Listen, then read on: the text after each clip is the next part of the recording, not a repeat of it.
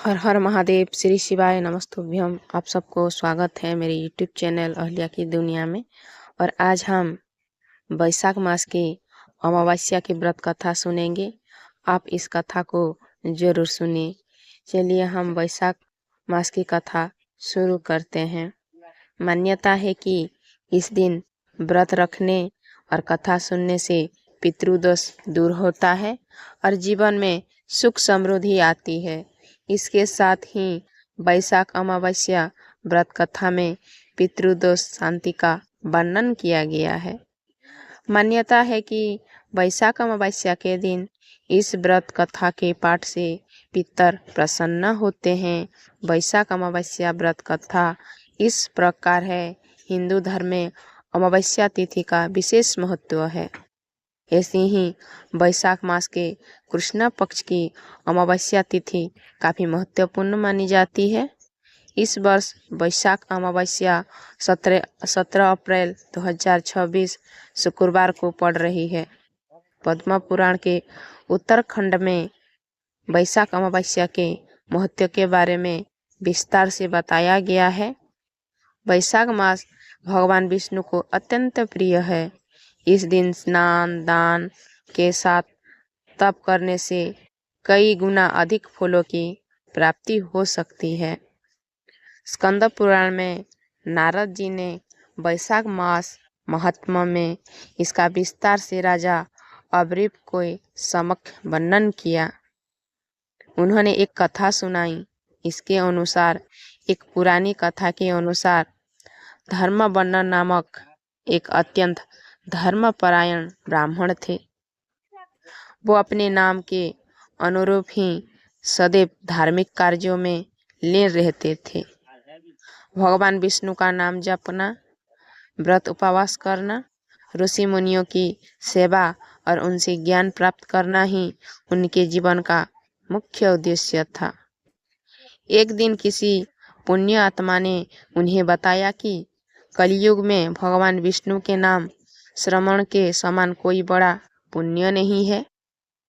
यहाँ तक कि अन्य युगों में जो फल यज्ञ हवन जैसे कर्मों से प्राप्त होता था, वो कलियुग में केवल हरि नाम जप से ही मिल जाता है।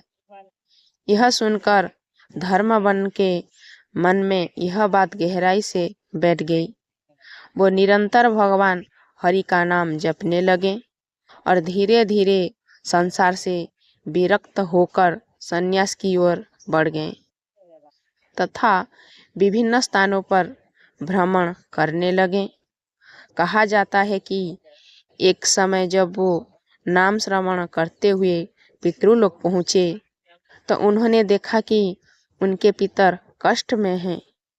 यह देखकर वो अत्यंत व्यथित हो उठे और उन्होंने अपने पितर से अनेक कष्ट का कारण पूछा।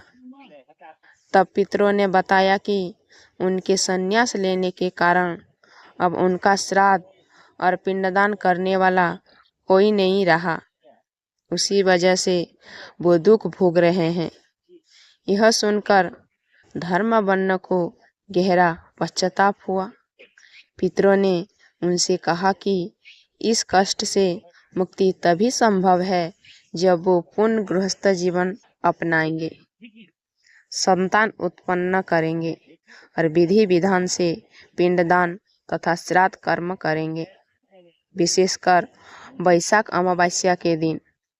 अपने पितरों की यह बात सुनकर धर्मवर्ण ने उन्हें वचन दिया कि वो उनका उद्धार करेंगे।